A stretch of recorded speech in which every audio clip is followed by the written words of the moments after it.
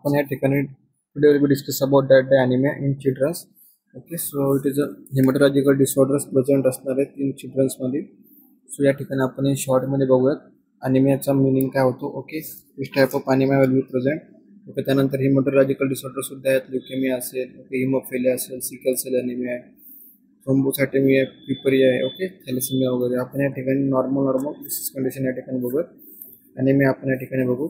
Okay, so anemia, it is a term of anemia described for the condition in which the number of RBCs and the other hemoglobin concentration is to reduce the below normal. So as a result of this decrease, oxygen carrying capacity of the blood, it is diminished and the causing the reduction of the oxygen available in the tissue. Okay, so anemia meaning how to the decrease in the oxygenation or the oxygen or hemoglobin into the blood, that is called of the anaemia. Okay, so anaemia काय करणार की जे पण आपलं blood आहे, okay, ब्लडमध्ये जे oxygen carrying capacity ते decrease होणार. सो डिक्रीज झाल्यामुळे काय होणार की आपल्याला other symptoms will be follow होणार की आपल्याला दुसरं ब्रीथिंग डिफिकल्टी आहे, ओके, फटीग असेल, ओके, टायर्डनेस असेल, या ठिकाणचं आपला टाईप ऑफ ब्लड आपल्याला या टाईपचे आपल्याला सिम्पटम्स विल बी फॉलो होणार. ओके, सो आरबीसी म्हणजे काय, हिमोग्लोबिन कॉन्सन्ट्रेशन हे कमी असल्यामुळं जसं की आपण बोललो हिमोग्लोबिनचं कॉन्सन्ट्रेशन डिक्रीज होणार आणि the oxygen carrying capacity will be decrease. Okay, त्यानंतर anaemia cause by decrease cell of the production, जसं की this generally develop for the gradually and the causes of chronic anaemia. Marrow failure may be resulting from the following, जसं की diamond black fan anaemia असेल, okay, congenital pure red cell aplasia असेल, okay, transient on erythroblastopenia असेल of the childhood. Okay, so यामध्ये काय होणार की it is develop होणार की अॅनिमिया आपल्यामध्ये, जसं की डायमंड ब्लॅक अॅनिमिया म्हणजे की कंजेनिटल प्युअर रेड अप्लेसिया म्हणून त्या ठिकाणी जे पण आपलं प्युअर रेड सेल्स आहे त्या ठिकाणी तो congenital black type of the त्या ठिकाणी त्याचं स्ट्रक्चर किंवा कलर त्या ठिकाणी चेंजेस होणार. Okay, transient of the erythroblastopenia and the childhood. Okay, तो पण एरिथ्रोब्लास्टोपेनिया आहे, ओके, तो ट्रान्सिएंट होणार इन चाइल्डहुडमध्ये ऑफ द बेबीमध्ये. ओके, सो एटोलॉजिकल फॅक्टर्स कोणते कोणते अॅनिमियाचे. अॅनिमिया हा एक इनहेरिटंट आरबीसी डिसऑर्डर्स आहे रिलेटेड टू एक्सटर्नल फॅक्टर्स असेल, okay, internal factor will be affected. So number of factor will be affected on the anaemia. Okay, तर आता जर का आपण बघितलं अॅनिमियामध्ये underlining of the pathological process that is cause by the anaemia can be broadly categorize, okay, as decrease or ineffective red cells productions. Okay, यामध्ये काय होणार की डिक्रीज रेड सेलचं प्रोडक्शन जे आपल्यामध्ये डिक्रीज होणार.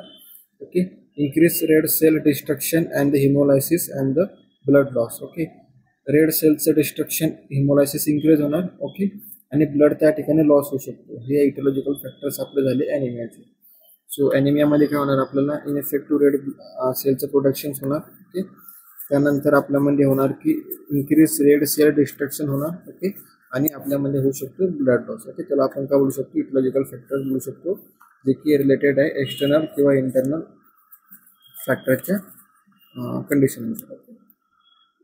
इम्पेअर्ड erythropoietin productions may be resulting from the following.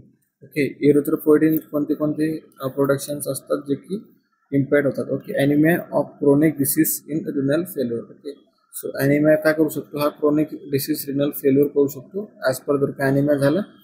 So anaemia हा काय blood related disorders आहे. ओके, ब्लड रिलेटेड हेमॅटोलॉजिकल डिसऑर्डर आहे. सो या ठिकाणी क्रोनिक डिसीज जर का झाला सो हा काय करू शकतो इन रेनल फेल्युअर सुद्धा आपल्याला करू शकतो. क्रोनिक इन्फ्लॅमेटरी डिसीज, ओके, आयस्पर जसं की आपण बघितलं अॅनिमिया आहे. सो अॅनिमिया सोबत अजून कोणता डिसीज कंडिशन होऊ शकतो आपल्याला जो की क्रोनिक अफेक्ट करणार आपल्या बॉडीवर. ओके, त्यानंतर आहे हायपोथायरॉइडिझम आहे. ओके, हायपोथायरॉइडिझम सुद्धा हा एक साईड इफेक्ट किंवा कॉम्प्लिकेशन बोलू शकतो आपण याला, किंवा आपण याला रिस्क फॅक्टर बोलू शकतो फॉर द अॅनिमियासाठी. ओके, जर का ज्या पेशंटमध्ये हायपोथायरॉइडिझम आहे सो त्यांच्यामध्ये पण सुद्धा चान्सेस आहे की अॅनिमिया होण्याचे, आणि ज्यांच्यामध्ये क्रोनिक इन्फ्लॅमेटरी डिसीजेस प्रेझेंट आहे सो त्यांच्यामध्ये सुद्धा चान्सेस आहे अॅनिमिया होण्याचे. सो सिव्हिअर प्रोटीन मालन्यूट्रिशन असेल, ओके, मालन्यूट्रिशन जर का जास्त असेल सिव्हिअर कंडिशनमध्ये असेल सो त्याला सुद्धा त्या ठिकाणी आपल्याला अॅनिमिया झालेलं दिसून येतो. Okay, as per the sign and symptoms असेल, बॉडी वेट असेल and the blood volume count असेल. ओके, सो त्या ठिकाणी आपण आयडेंटिफिकेशन करू शकतो की जो पण बेबी आहे त्याला सिव्हिअर प्रोटीन मालन्यूट्रिशन झालेले आहेत. Okay.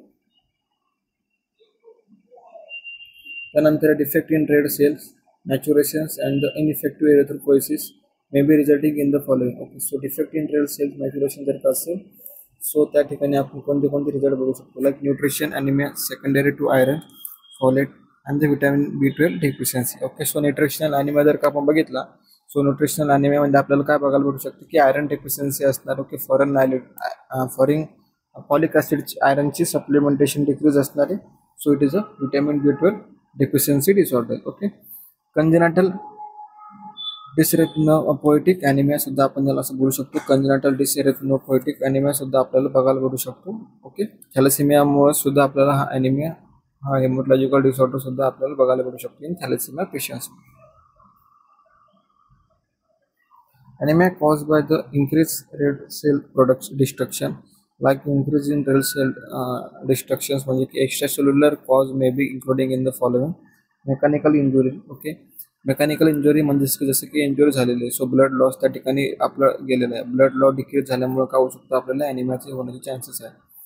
हिमोलायटिक युरेमिक सिंड्रोम असेल. ओके, रिगार्डिंग टू आपलं ब्लड रिलेटेड सिंड्रोम असेल त्यामुळे सुद्धा आपल्याला ॲनिमिया होऊ शकतो. कार्डियक वॉल्व्हर डिफेक्ट असेल. ओके, आपलं जे पण कार्डियक डिफेक्शन असेल सो त्यामुळे सुद्धा आपल्याला ॲनिमिया हा डिफरन्शिएशन होऊ शकतो. त्यानंतर आहे haemangioma of the thrombocytopenia will be formation in the childrens. Okay, so antibiotic and autoimmune haemolytic anaemia will be form in the main cause of the red cell destruction. Okay, infectious drugs and the toxins. Okay, infection drugs and the toxin will be form in the anaemia cell by increasing the cell destruction will be happen. Okay, thermal injury असेल. Okay, to reduce to RBC.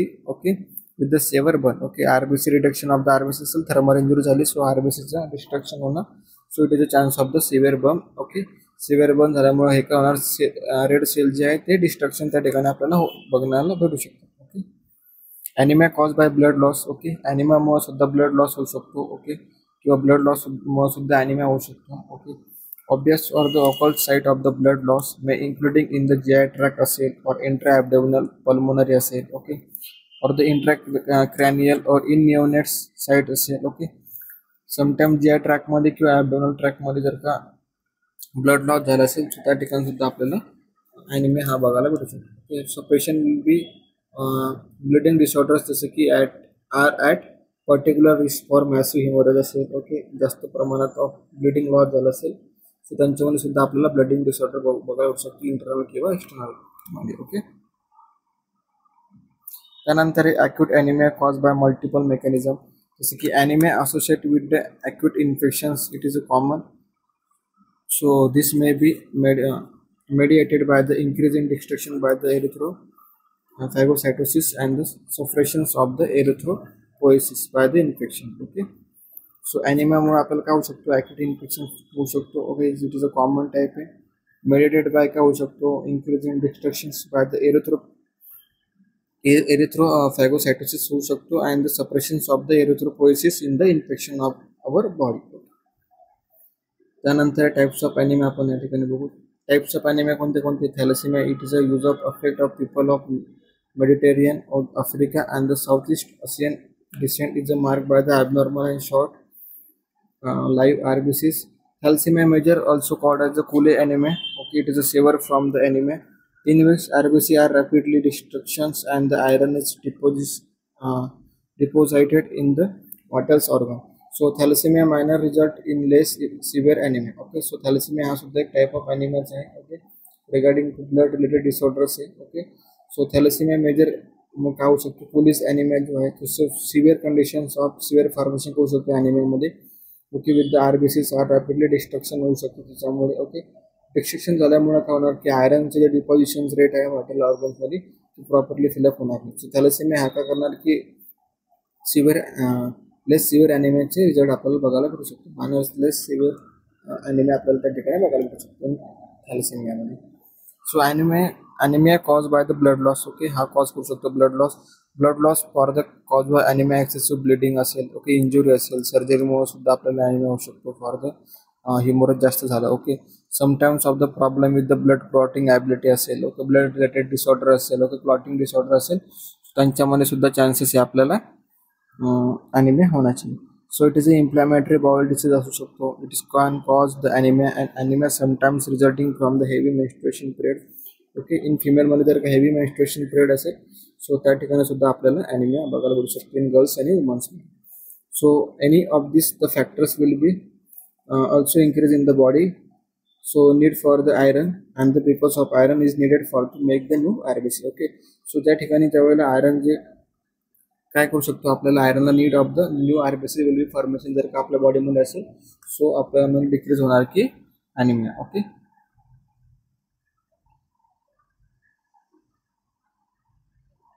So ॲनिमियामुळे काय होऊ शकतो म्हणजे आपल्या आयरनमुळे काय होऊ शकतो आपल्याला रिकव्हरी रेट आपली वाढू शकते फॉर द ॲनिमियासाठी. Okay, so anemia caused by the adequate production of RBC. Aplastic anemia occurs when the bone marrow can't be make enough of blood cells. So this can be due to viral infection, exposure of certain toxic chemicals, radiations, or the medications such as antibiotic,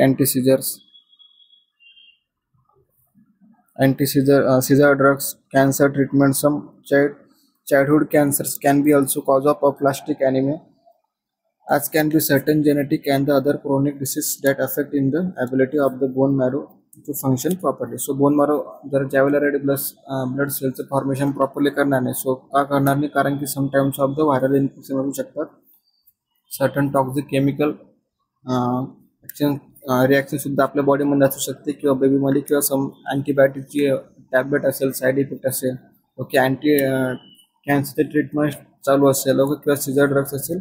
so हे काय करतात की decrease करतात of the production of RBC cell, okay, in the bone मॅरोमध्ये. Okay, so ह्या ठिकाणी काय होणार की सर्टन जेनेटिकल कंडिशन ज्यावेळेला असणार सो बोन मॅरो काय करणार ॲबिलिटी तिची अफेक्ट होणार फंक्शनिंग प्रॉपर करण्यासाठी. ओके, त्यानंतर आयरन डेफिशियन्सी ॲनिमिया.